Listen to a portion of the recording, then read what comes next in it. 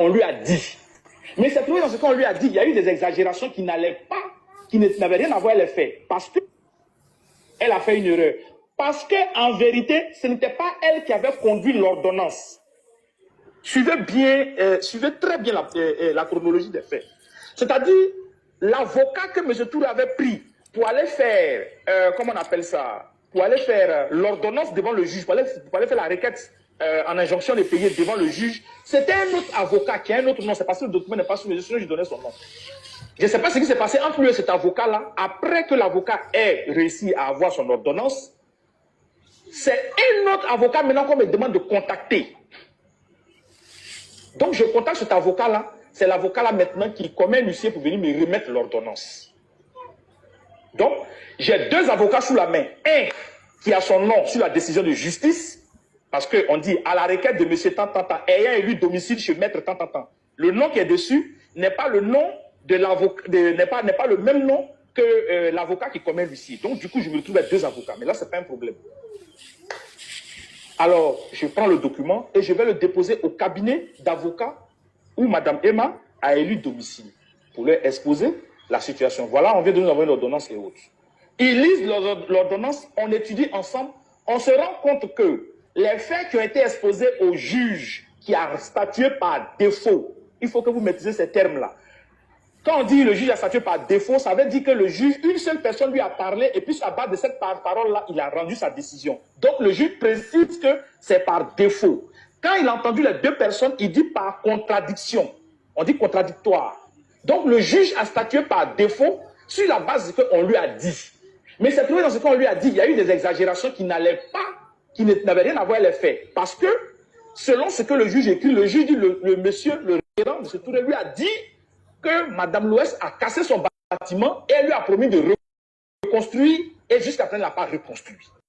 Or, le bâtiment n'a pas été cassé, il est plutôt tombé le 21 juin 2023 sous l'effet d'une averse. Donc, ce n'est pas la même chose.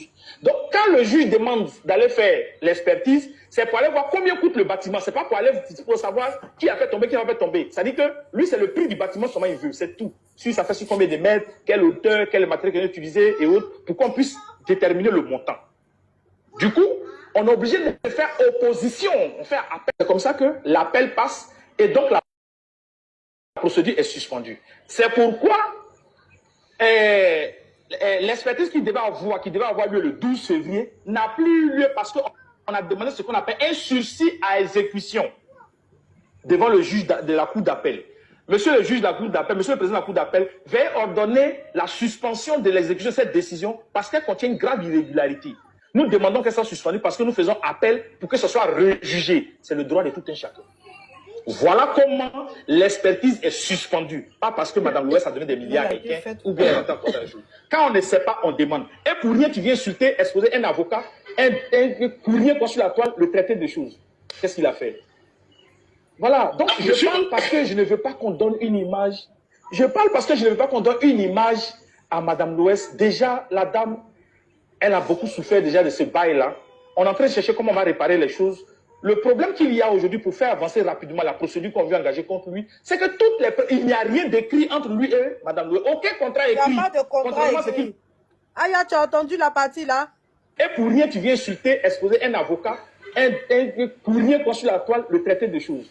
Qu'est-ce qu'il a fait? Voilà. Donc, je parle parce que je ne veux pas qu'on donne une image.